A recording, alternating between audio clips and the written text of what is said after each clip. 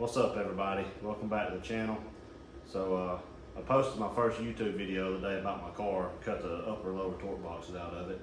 And I know I didn't really say much about what I was doing with it, you know, when I was going to try to make my first drag and drive, all that stuff. So it's a 1984 LTD.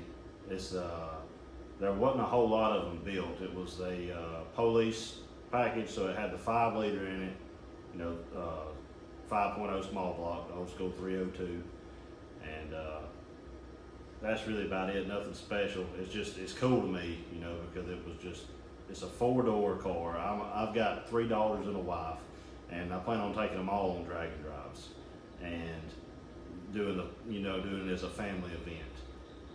And I want to maintain air conditioner, heat, you know, all the creature comforts of the car. I can seat 5 and do it safely. It was made to seat 5, you know, so there's no issues there.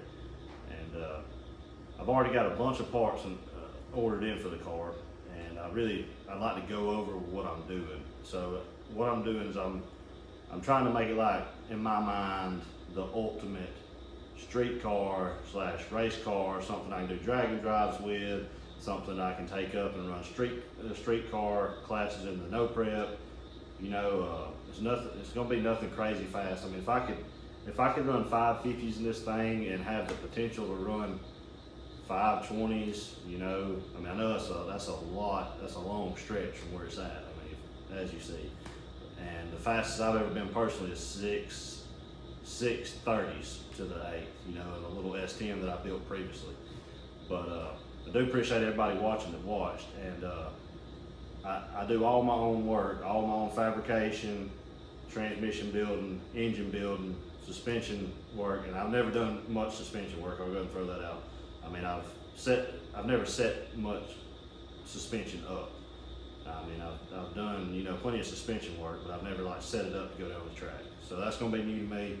And as I said, I do all my own work, so I mess up a lot. And I'm fine with showing all those mess ups on camera, and we can both learn from it. And maybe, you know, if this channel begins to grow, people that have knowledge in drag racing, I mean, hopefully y'all share your knowledge with me. You know, I mean, it's a learning process, you know. We all learn from one another. That's how we move forwards in life. And to go back on with the build, I just plan on doing it as budget as possible. I mean, when I say budget, I mean, I would like to be in this thing, you know, 15 to 20 grand. I mean, I'm running a stock bottom end Gen 4 LS. I mean, I bought all the parts I buy are either used or I catch them on sale, and, you know, that's just how I have to build. That's what I'm able to do, you know. So that's how I'm doing it and why I'm doing it that way. I'm not able to go out and buy, you know, I'm not able to go out and drop $20,000 and $30,000 on parts at a time, or, you know, engines and transmissions. I just can't. I'm honestly like most of us. I'm trying to do this to have fun and not it become a burden on myself and my family. So if y'all, I mean, hopefully y'all hang with me on this and check out my build. And like I said, let me know what I'm doing right, what I'm doing wrong, what you would do different. But as you can see, it's just, I've done a lot of work to it so far. I've already got the steering done. I've got tubular front end, all adjustable upper and lower torque boxes for the rear. I have I'm drawing a blank. UPR Pro Series rear suspension kit, anti-roll bar upper and lower control arms, 8.8 bushings, the solid bushings. And I mean, it's got a long ways to go, but I'm trying to skip to what I'm trying to do with it. I would like to go race the Drop the Hammer race, drag and drive event. It's 3-day. It starts out in Mooresville, North Carolina, goes to, gosh, I can't remember the track, but then you know, it's just a 3-day deal, and it ends back at Mooresville, North Carolina. And that's what I'm trying to shooting for. It's the 1st of September, if I remember correctly. And I mean, we're gonna load up and give it our best shot, you know, and see if we can make it. and hopefully we can. And I'm not trying to win anything or set the world on fire. I just want to go, finish it, and have a fun time with my family. That's all I want to do. But grab y'all up. So as of now, like I said, I've got tubular K member. This is just a that's just an Amazon steering rack. I actually built these tie rod connectors, adjusters on my lathe over here. I do have a small little Smithy granite lathe that I'm able to do a little work on. I'm thankful for that. I'm just going to be running the Strange single adjustable shocks. Not even going to be running coilovers. It's just going to be factory right down there. Coil suspension. Like I said, nothing crazy. I just want it to. I'm trying to build it. If you wonder why I'm building it like I am, with to go ahead and put the adjustable torque boxes in and everything. When I get all this stuff done, I want it to have the potential to go fast. I don't want to have to come back up under here after I bolt all my suspension in and redo all this stuff. Fortunately, I have enough cash saved up to where I can do all this stuff and not hinder me from getting the car going. And that's a blessing in its own. And the other day, at the beginning of my last video, I mentioned that I cut the trunk out. Well, what I'm planning on doing with this is, the typical putting a fuel cell back here, and I'll probably be building my own fuel cell because I would like to have, a pump gas tank and then an E85 tank. And I have a Magna Fuel 4303 pump to go in it already, and I don't know where I'm gonna mount that, but I do want it to where I have a panel covering all this stuff that's removable.